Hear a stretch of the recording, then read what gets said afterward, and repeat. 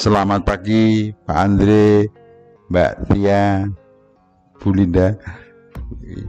Ya, saya akan menceritakan pengalaman kerja saya di sini selama 26 tahun. Ya.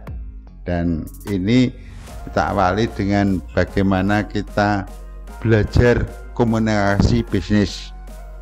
Hal yang penting saat kita belajar komunikasi ini awal dari bagaimana kita juga mengembangkan ke negosiasi di dalam pekerjaan kita. Ya. Bahwa dalam negosiasi itu kita pertama harus pinter dalam mengomunikasikan sesuatu yang itu menjadi nilai poin bagi kita dalam menjalankan proses pekerjaan kita di dalam bisnis. Satu hal yang perlu kita sikapi bahwa di dalam komunikasi bisnis itu kan ada pengertian, memotivasi, untuk pengertian dan motivasi yang tinggi bagi peserta dan mengembangkan komunikasi yang berinisiatif untuk memenangkan masalah yang kita hadapi. Jadi di sini kita akan melihat bagaimana motivator itu membawakan masalah yang kita pegang untuk bagaimana bisa kita saling memberikan manfaat yang saling menguntungkan, baik motivasi ini untuk nasabah maupun untuk kita. Jangan sampai kita itu nanti mengecewakan bagi semua orang, karena kita menganggap bahwa lawan kita dalam memotivasi itu harus menjunjung tinggi martabat mereka. Itulah kunci daripada kita bernegosiasi. Jangan meremehkan, kecil itu orangnya. Jangan, kita harus menganggap dia adalah number one dalam hidup kita. Ya, itu. Nah, bagaimana dalam komunikasi itu untuk mencapai sesuatu itu hasil yang saling menguntungkan itu tidak boleh kita meninggalkan masalah-masalah yang penting di dalam negosiasi. Ya. Jadi komunikasi kita harus menggunakan komunikasi yang sifatnya win-win. Ya, win-win itu senang dia senang atau menang kita juga menang itu. Jadi komunikasi win-win adalah komunikasi yang berorientasi pada hasil yang saling menguntungkan dari kedua belah pihak. Dalam komunikasi bisnis itu harus sifatnya menggunakan orang itu bisa empati. Kalau melihat kita empati itu semuanya senang. Apa arti komunikasi empati itu? Komunikasi empati adalah komunikasi dengan menggunakan panca indera dan hati. Jadi untuk mengetahui dan memberikan pengertian perasaan bagi pihak-pihak lain yang kita ajak bernegosiasi. Karena pada presentasi komunikasi win-win itu sedikitnya 75% tiap jam kerja digunakan untuk berkomunikasi. Ya, itu lazimnya bagi kita yang mengajar tentang hal-hal komunikasi win-win. Salah satu penyebabnya adalah problem yang besar adalah perusahaan adalah kurangnya komunikasi atau komunikasi yang salah. Itu yang diterapkan oleh karyawan-karyawan perusahaan pada saat itu. Tidak melajari atau mengetahui bagaimana kita itu sebagai karyawan yang tadi mengutamakan komunikasi, kita harus komunikasi win-win yang hasilnya itu mengharapkan kita bisa empati ya. Nah, satunya kunci sukses suatu organisasi dalam perusahaan itu adalah memiliki karyawan yang secara terus-menerus menginformasikan kenyataan-kenyataan yang ada. Jangan dibuat-buat, wah perusahaan saya gini-gini, tidak sesuai dengan kenyataan. Itu yang sering terjadi, seperti promosi. Ya, itu yang sering kita jumpai di dalam kehidupan kita seperti itu. Ya. Nanti saya akan gambarkan kira-kira bagaimana cara kita bernegosiasi, itu ada sesuatu yang menjadi gambaran kita dalam kita menjalankan komunikasi itu.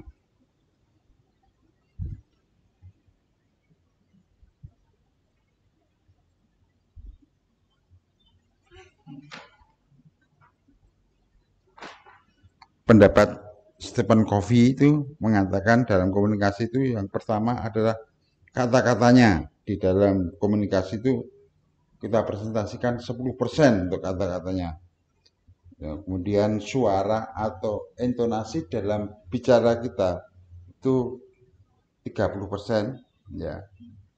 Bahasa tubuh, ya, gerakan kita di dalam komunikasi itu ada 60%. Itu Stephen Covey yang memberikan presentasi di dalam komunikasi bisnis. Ya. Ya, pertama kita melihat dengan ekspresi wajah. Jadi umumnya adalah berpikir tentang bagaimana seorang dengan senyum yang bahagia itu sudah mewujudkan bahwa ini komunikasi yang dihasilkan nanti akan baik. Karena apa? Dengan menurut tidak bahagia itu orang akan cemberut, terus wajahnya bergetut ya, bergetut itu. Ya, itu melihat wajah gitu orang sudah tidak empati. Wah, orangnya itu sadis. Itu. Ya. Ya, itu. Vokalnya ya. Vokal kita itu juga dinilai dalam negosiasi itu. Bagaimana menyuarakan sesuatu itu jangan terlalu keras, jangan terlalu lembut. Nah, kalau lembut itu merayu ya. Itu ukurnya gimana? Jangan terlalu keras, jangan terlalu bagaimana? Ya, kalau kita berkomunikasi itu dengan orang, wah, udah, misalkan itu ya keras, nada sentakan. Iya, kalau lembut itu ya, aduh, gimana? itu ya. Terus yang bagus yang bagus biasa aja ya. Ya kalau kita bernegosiasi ya bicaranya ya santai, sersan, santai serius. Ya. Santai serius. Santai tapi serius karena Artinya apa, Pak? Artinya apa? Artinya ya kita supaya komunikasi itu ada manfaat yang baik bagi lawan kita bicara. Jangan sampai kita tadi dengan kadarnya lembut banget orang ya bisa ngantuk ya, atau keras sekali iki apa sih bicara. Nah, itu. Terus kemudian vokalnya itu harus bicara adalah hangat, bersahabat itu loh. Gitu. Tekanan apakah yang tinggi dan rendah itu diatur. Jangan sampai kita terlalu tinggi, jangan sampai terlalu rendah. Stabil. Ya, caranya kita stabil ya. Itu menjadi kunci di dalam mempraktekkan negosiasi. Saya pernah pengalaman dengan direkturnya Perhutani, Pak. Itu prosesnya panjang. Tidak hanya kita bernegosiasi, tapi kita melihat dari waktu, sikon, dan kemudian juga suasana. Itu menjadi perhatian saya, karena orangnya itu hobinya wesiaji. Wesiaji itu ya seperti misalnya alih-alih, senjata keris gitu ya, pedang itu diisi misalnya di Watugong ini sana itu dicari ada yang nunggu. Nah, itu masuk, tapi dengan ilmu-ilmu kebatinan. Nah, kan hobi gitu kan saya akhirnya belajar juga, Bos. itu negosiasi itu wah, modelnya memang macam-macam. Nah, saya akhirnya juga beli ake, saya ya gitu. Oh, enggak, dulu segede, nah ini belum punya arti itu. Ini ada isinya juga. Isinya watu. Isinya waktu. Iya, itu anggo ilmu-ilmu kebatinan, Bos. Ilmu yang betul-betul ya apa ya bahasanya goib setan itu. Nah, mungkin kalau Mbak Tia mau belajar negosiasi, ya harus maksudnya harus banyak Harus pakai apa besi. tahu ya. Besi. Iya, tuh, wah, tuh namanya Pak Bambang, rumahnya di sini di atas nih. Ya, baik, kita akan melanjutkan untuk gerak tubuh kita di dalam negosiasi itu. Ya harus luas orangnya. Jadi pepatah kuno mengatakan Anda bicara dengan tangan Anda adalah dasar melambaikan tangan, misalkan ya kalau bisa salam senyum, bisa misalkan ini dia bagus ya, itu bahasa-bahasa itu yang menjadi lambaian tangan yang menyejukkan. Nah, itu. Jadi nanti kita kalau belajar negosiasi gerakan tubuh itu banyak macam-macam.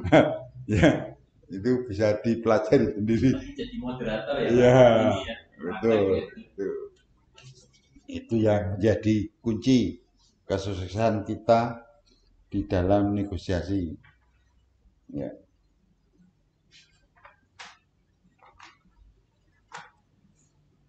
Misalkan ini dalam kita misalkan gambar gini ya.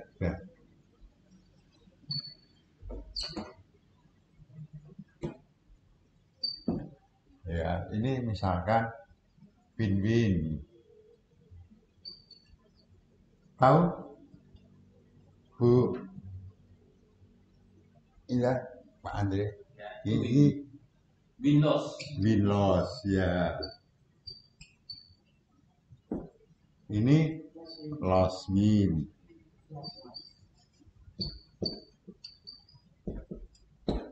Ini loss-loss, ya. Nah, ini menjadi pedoman kita di dalam kita menjalankan negosiasi. Ini penting sekali dalam praktek kita. Itu harus melihat sesuatu yang ini menjadi pegangan kita. Yang loss-loss itu? Ya, loss-loss itu pegangan.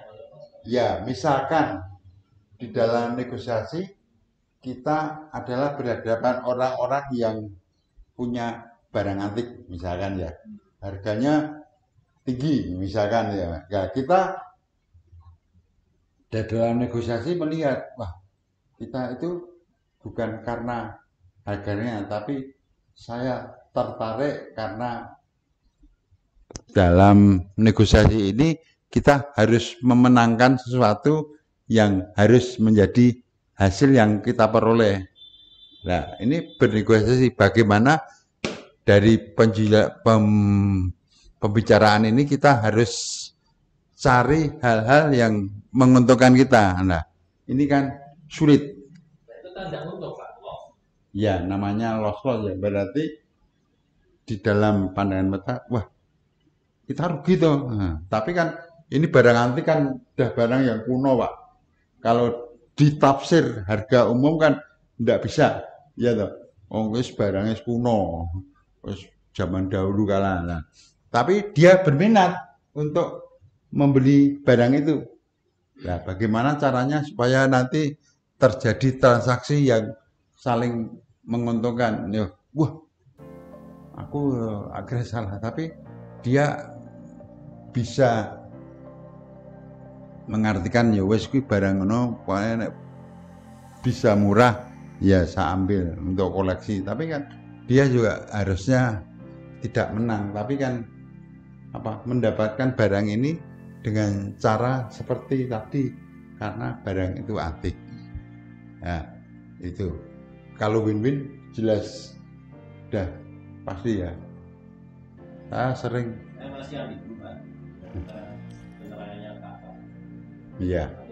Dia kan orang suka barang antik. Ya. Jadi kalau suka nggak dia gitu. Ya. Ya karena ini dinilai harganya terlalu rendah harusnya. Wah, ini kita beli di toko mungkin mahal ya. Nah, karena dia itu barang ini ngergeti, dia tidak melihat ini barang antik itu harus kita pelihara gitu, bukan itu dianggap barang itu sudah tidak terpakai di dalam kehidupan mereka. Nah, dia butuh ya, ya butuh beli maksudnya ya.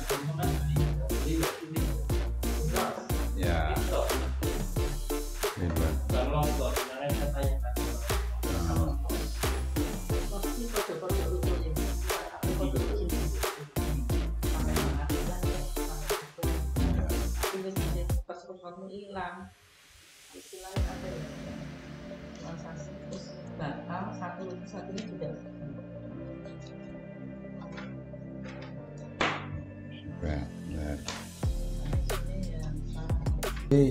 ini tidak saling dalam penjualan ini saling mengalah ya wis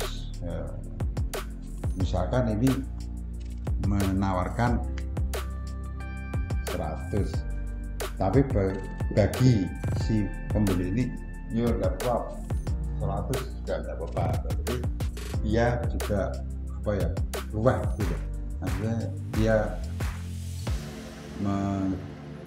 tidak pakai hitungan yang formil ya wes tak tuku. Nah, itu. Jadi dia ya kalah, ini ya kalah, pada kalah tadi terjadi pembelian. Jadi si penjual juga tidak mengharap keuntungan, si pembeli juga tidak mengharap wah tuh aku untung gitu ya. Itu jadi keduanya saling pengertian dulu, kita bisa terima semuanya. Itu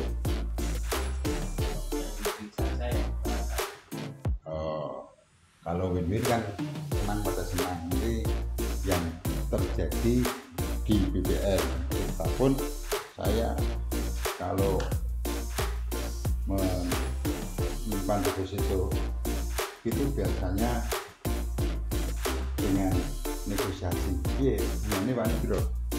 Ya, misalkan umumnya 14%, bisa aku iso tokei 16% misalkan, kan lebih dari umum. Tapi dengan syarat saya minimal 1 tahun misalkan, ya dah. Terus ada plus yang lain dan itu enggak pernah saya ambil, malah saya tabung terus ya.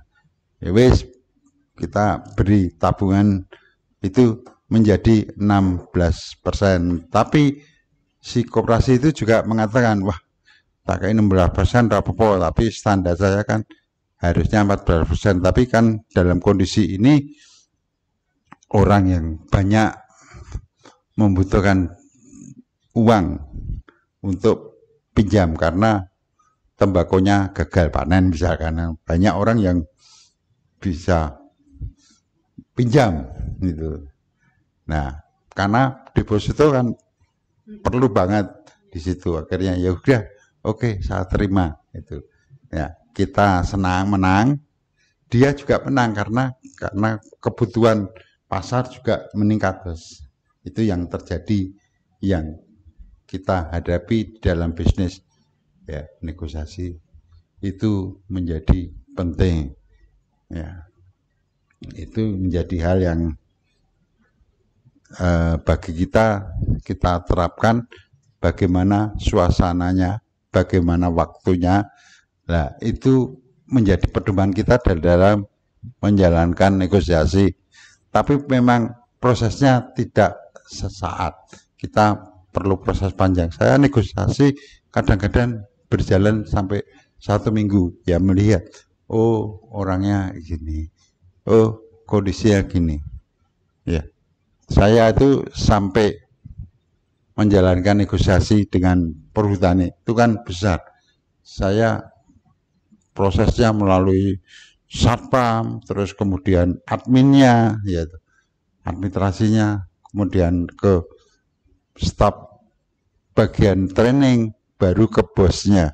Bosnya itu terakhir hanya sekilas kita sowan gitu.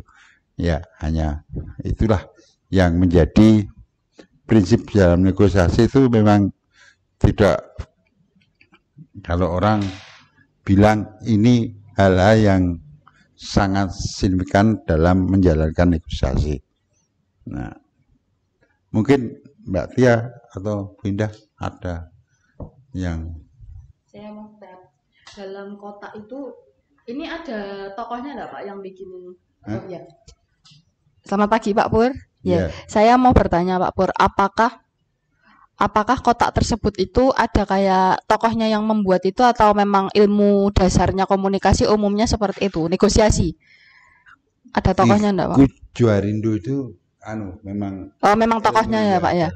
Nah, saya mau bertanya Pak, dengan 4 kotak itu, win-win, win-loss, win-loss-win, dan loss-loss, itu posisi kita sebagai negosiator yang mana, dan posisi lawan bicara kita yang mana? Ya, ini negosiator. Oh, negosiator yang kiri ya berarti ya. Kalau kita membuat kita loss, kalah, kita win, menang, itu kan bisa diukur dengan bagaimana transaksinya di dalam negosiasi itu menjadi penting. Kalau ini loss, enggak apa-apa, bunganya saya kasih sekian, ini minta sekian, disetujui, berarti win loss. Ya, kan kalah dalam prinsip negosiasi itu kan, wah, saya berarti kalah karena diskonnya menjadi 1% misalkan. Harusnya 15, dia kasih 14. Nah, ini menang ya, karena negosiasi itu kan dia juga punya tujuan bagaimana supaya bunga depositonya tinggi. Nah, akhirnya 1% dia mendapatkan yang lebih gitu. Sebetulnya sama saja, kalau itu loss win ya sama, ini win loss ya. Ya, satu pihak menang, satu pihak kalah gitu ya Pak ya. Iya. Oh, baik. Oke, kalau gitu saya ada pertanyaan lagi Pak. Misalnya nih, tadi kan Pak Pur cerita soal pengalaman Pak Pur ketika berinteraksi dengan bank ya, yang untuk bunga 14% itu. Nah, itu ketika Pak Pur sebagai nasabah berarti ya, sebagai nasabah meminta untuk menambahkan persenannya dari 14 ke 16.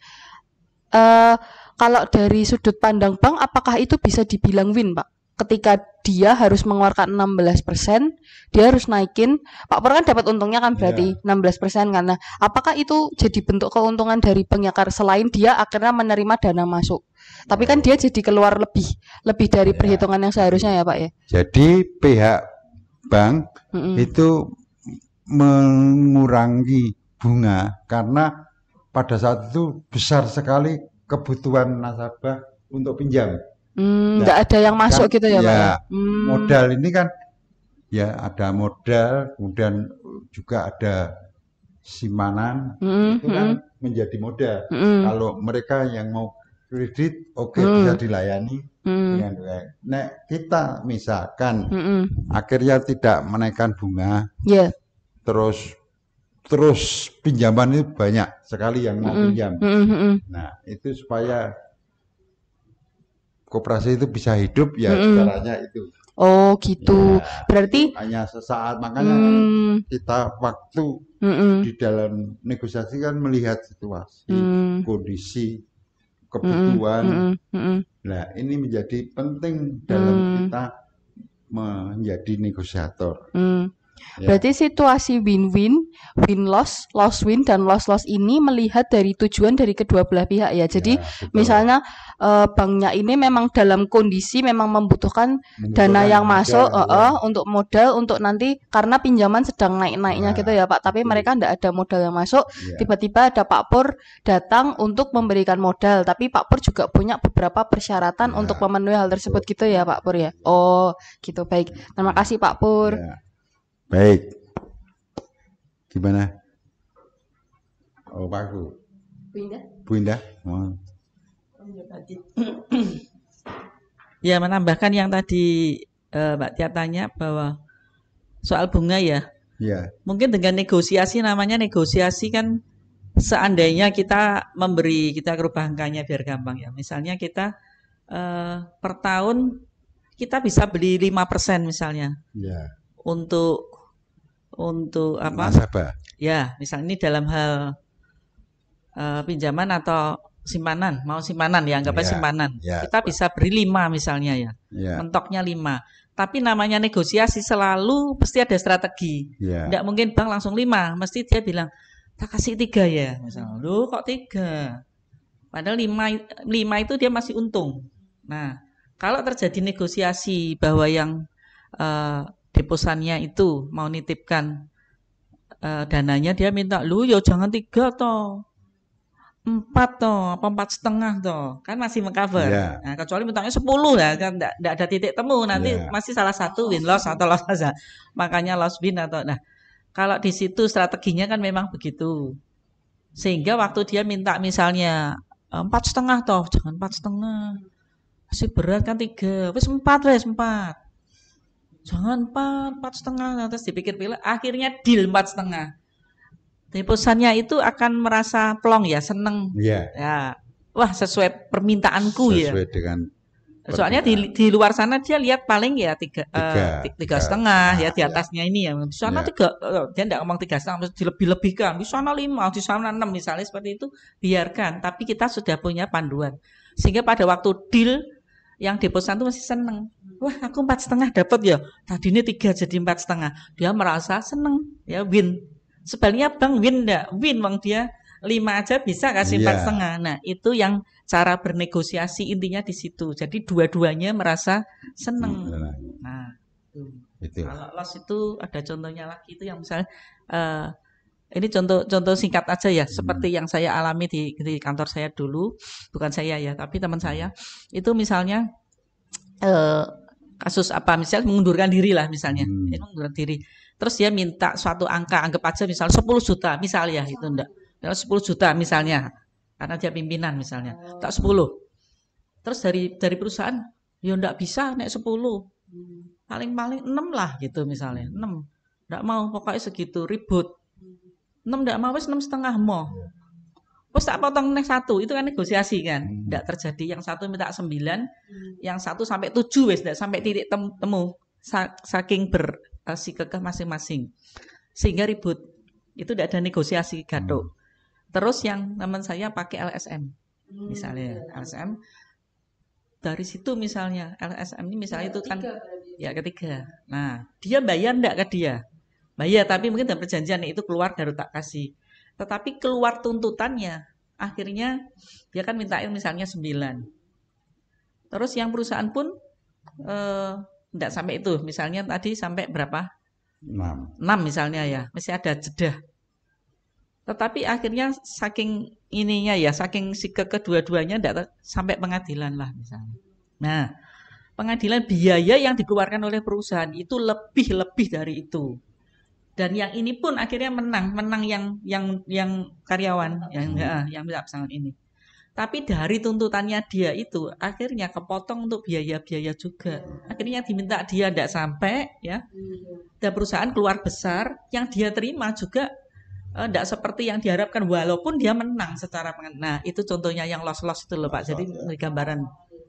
Jadi kita bisa lebih ngalah lah. Satu mau ngalah, satu ngalah lagi diterima dengan legowo. Win-win itu akan terjadi semua ya sudahlah saling bisa nerima intinya gitu. Tapi win loss ya salah satu menang, satu merasa dirugikan dan sebaliknya loss win. Itu aja, terima kasih. Ya, terima kasih Bu Indah. Jadi memang dalam negosiasi itu memang dikatakan loss win, win loss itu memang dalam proses seperti tadi karena ada pihak kedua ya pengadilan yang memenangkan si karyawan yang mau keluar. Akhirnya dia akan meskipun itu uangnya tidak dari dia ke pihak mereka, tapi karena itu situasi yang harus supaya perkaranya selesai, ya wis, itulah dijalankan. Demikian seperti apa yang kami jelaskan dalam proses negosiasi memang itu harusnya bisa dibahas sampai 1 hari penuh. Ya, tapi terima kasih mungkin kurang lebihnya. Ya. Yang ketinggalan. Ya, ini berkaitan dengan komunikasi dan negosiasi. Apakah bisa Pak Pur sampaikan langkah-langkahnya untuk bernegosiasi supaya berhasil? Langkahnya itu kan poin-poin ya, step-stepnya. Ini 1, ini 2, ini 3 sampai dengan deal. Terima kasih. Ya, bahwa memang dalam proses negosiasi memang bertahap, tidak harus langsung sesaat jadi gitu, enggak. Saya misalkan dengan perhutani aja yang sering kita bernegosiasi dalam proyek-proyek besar ya, itu sampai 1 minggu saya harus ketemu bosnya itu yang lama, hanya membutuhkan waktu sebetulnya sebentar, mereka hanya mengatakan oke, ya siap, karena yang lainnya sudah diatur oleh bawahnya ya, itu harus tahu Bu.